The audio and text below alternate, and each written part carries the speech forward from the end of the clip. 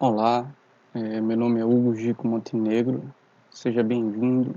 Eu vim aqui através desse vídeo abordar um pouco dos meus conhecimentos sobre eletrificação rural, como evoluiu o acesso das comunidades rurais à energia elétrica e também o desenvolvimento que isso promoveu nessa região. Eu sou discente em Engenharia Agrícola Ambiental pela Universidade Federal Rural de Pernambuco. Agradeço aqui seu interesse em estar assistindo esse vídeo e estou à disposição para sugestões, para tirar dúvidas, debater sobre o tema. Isso vai ser possível através do contato pelo meu e-mail, eu vou colocar ao final desse vídeo. Bem, vamos iniciar. Falar um pouco de como surgiu essa tentativa do governo federal em promover um maior acesso à energia elétrica nesse meio rural. Primeiro, em 1948, quando instituiu o Serviço de Fomento à Eletrificação Rural, o que não foi muito efetivo nessa, nesse, nesse fornecimento, tanto que fez com que em 1957 fosse criado uma lei, a Lei 41.019, que oficializava que esse fornecimento tinha que ser feito pelas concessionárias estaduais.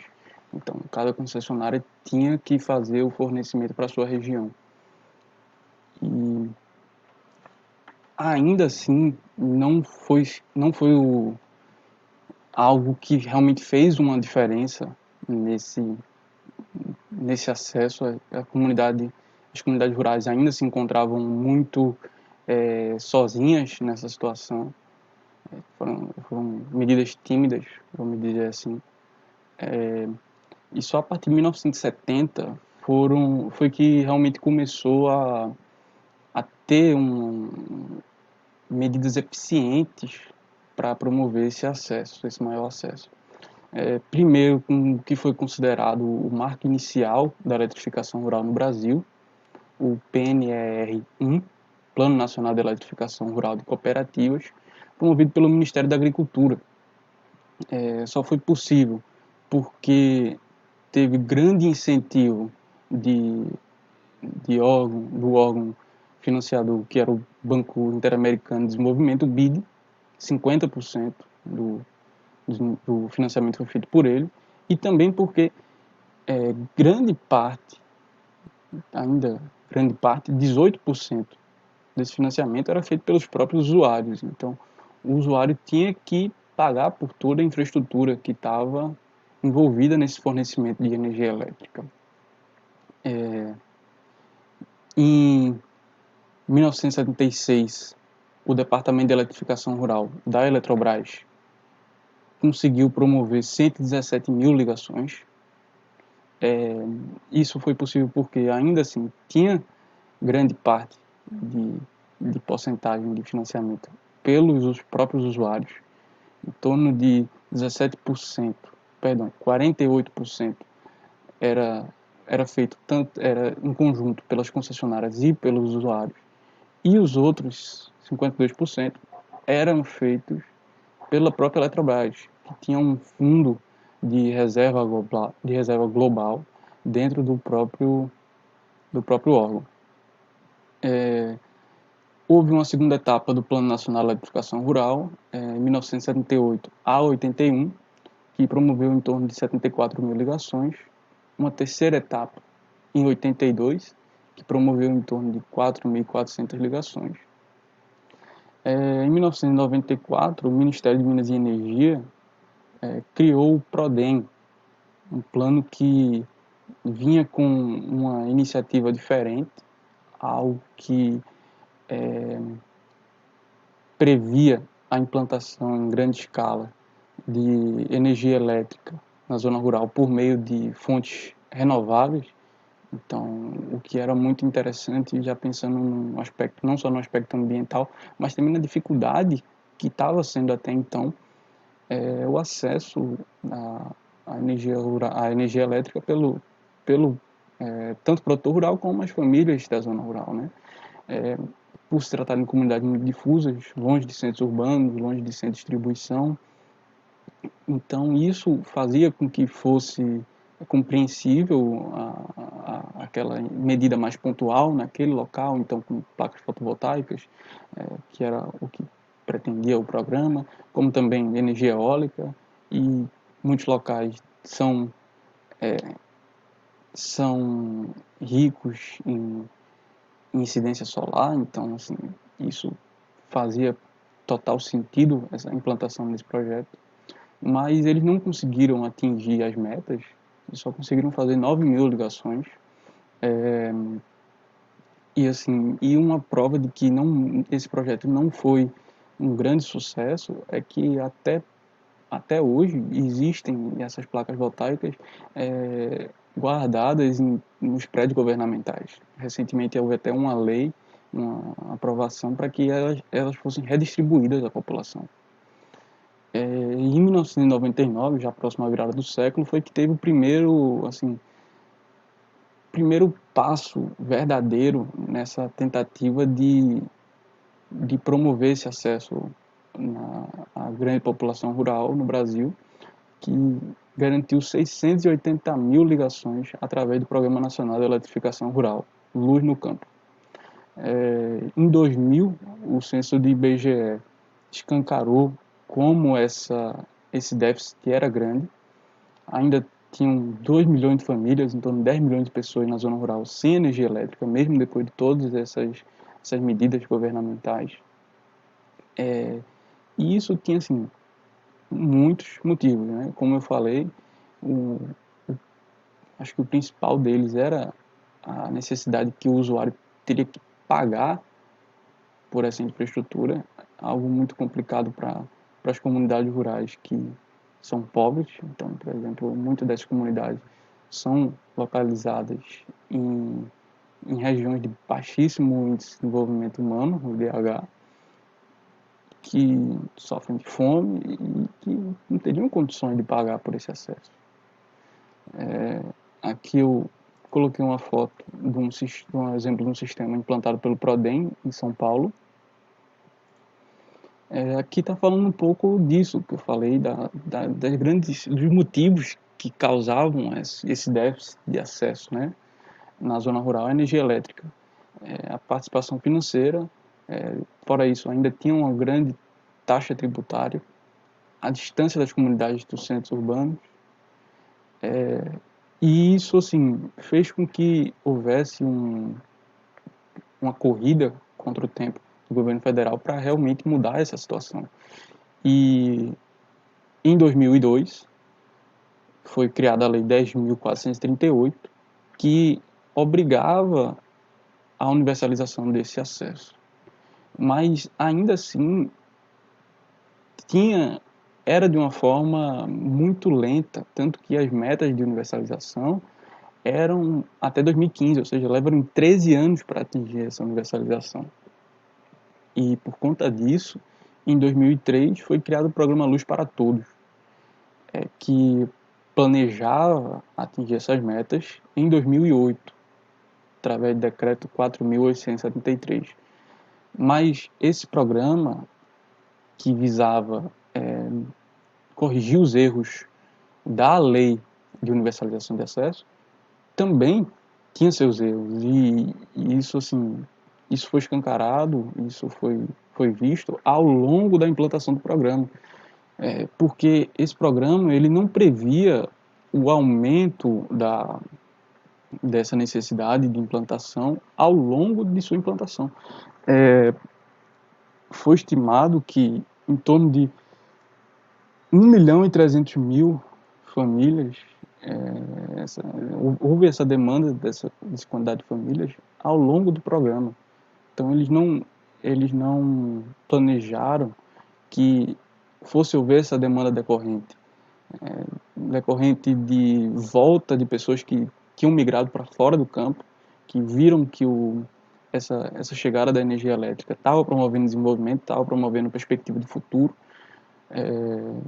como também de pessoas que tinham interesse em ir até o meio rural, em tentar a vida como produtor rural. Mas mesmo assim, esse programa atingiu um grande número de pessoas, foram mais de 3.300.000 famílias beneficiadas, mas esse número ainda tende a crescer. Como eu disse, por não prever essas demandas decorrentes, esse programa passou por diversas ampliações de data final, de meta de universalização. E a mais atual é que ele se estende até 2022, o que ainda pode ser adiado. E, consequentemente, para precisar atingir maior número de famílias, também teve que ter diversas ampliações de orçamento, diversas mudanças no orçamento previsto. A grande mudança que esse decreto 4.873 e a Lei 10.438 promoveram na história do fornecimento de energia elétrica ao meio rural foi que ele garantia que não era obrigação do próprio usuário fazer o pagamento da infraestrutura daquela ligação elétrica. Então, assim, ele não precisaria pagar pelo poste, pelos cabos, transformador, que antes eram assim, obrigação sua, ou fazia o pagamento dessa infraestrutura ou não tinha acesso. Isso foi escancarado nos outros programas que tiveram desde a década de 70 até 1999, com o Luz para Todos, com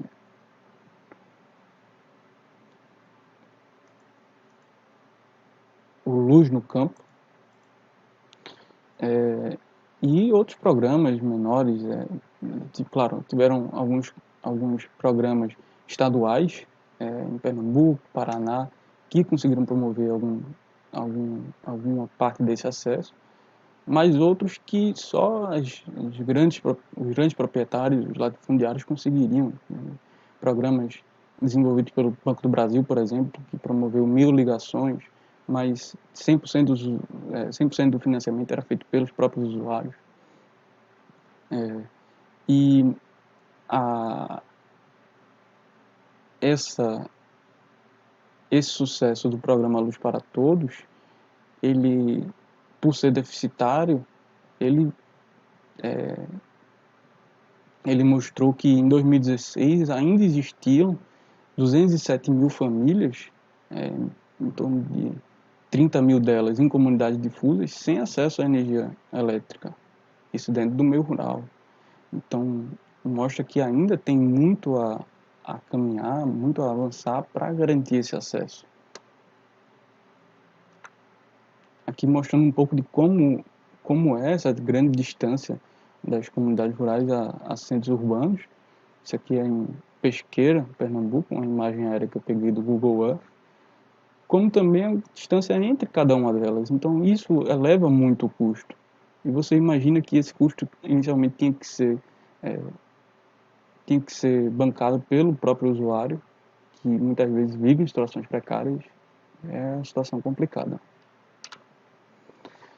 Bem, aqui eu estou falando um pouco de como esse programa Luz para Todos planejava que o desenvolvimento da comunidade rural fosse de uma forma mais ampla. Não só com aquele benefício direto da energia elétrica, que vai garantir melhor qualidade de vida, melhor pretensão de longevidade para as comunidades, para os usuários, como também uma evolução assim, em questão de empoderamento cultural, em questão de conhecimento sobre a sua região, sobre seus aspectos sociais. Então,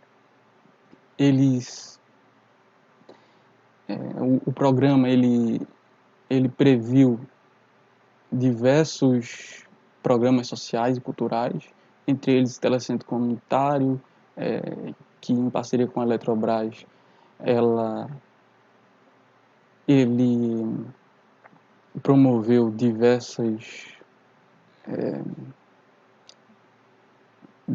salas de informática que promoviam acesso à internet aos usuários daquelas comunidades que tiveram o programa implantado.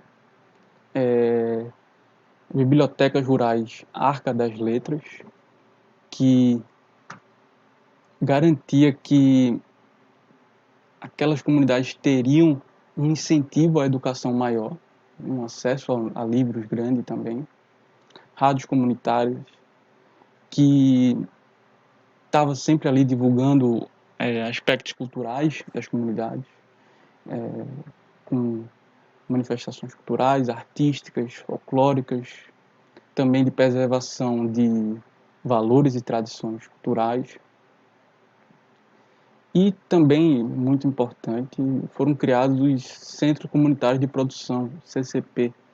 Então, eles garantiam que o produtor rural ele tinha não só energia elétrica, mas ele tinha um equipamento para melhorar a sua produção. Então, equipamentos simples, por exemplo, de bombeamento de irrigação, não eram possíveis antes do acesso à irrigação, antes do acesso à energia elétrica no meio rural. E esse programa, esse centro, ele garantia que o produtor teria acesso a um equipamento de beneficiamento de grãos, de secagem, a um simples sistema de controle de temperatura dentro de um silo. Então, isso garantia que aquelas comunidades, aquelas pessoas que uma vez teriam acesso à energia elétrica, eles também promoveriam uma maior possibilidade de geração de renda. Então, eles realmente teriam um desenvolvimento considerável, né, dentro da região rural, da zona rural. E isso mesmo com todas as dificuldades, né? Como eu disse, será situações que são regiões com baixo índice de desenvolvimento humano, também por ser limitado em relação a não prever crescimentos populacionais ou até atrativos para que mais pessoas vão morar no campo. Mas esse acesso à energia elétrica, ele conseguiu promover uma maior oferta de empregos. Eu vou apresentar alguns dados mais à frente. Melhor conservação de alimentos, então isso garantia com que a incidência de doenças por uma conservação não adequada diminuísse. Acesso a medicamentos e vacinas com armazenamento apropriado, possibilidade de uso de aparelhos médicos, tanto para diagnóstico como para tratamento, o que é muito comum em grandes centros urbanos, mas nessas comunidades difusas já não é algo tão acessível, e isso hoje tem a possibilidade desse acesso por conta da energia elétrica, maior acesso à água, tanto para irrigação, beneficiamento de produtos, como também para consumo humano. Melhoria na educação ofertada, então isso permite uma infraestrutura adequada para escolas, centros de especialização técnica, entre outras coisas. E também o acesso à televisão, internet, não só para a comunidade, mas também a esses centros de educação, por exemplo, ter um acesso a um documentário, a internet para ter acesso a livros, artigos. Aqui um exemplo interessante: foi criado no Rio Grande do Sul uma Universidade do Agricultor, Centro de Formação Técnica de Produtores Rurais. E isso só é possível fazer de uma forma eficiente, adequada, com o acesso à energia elétrica.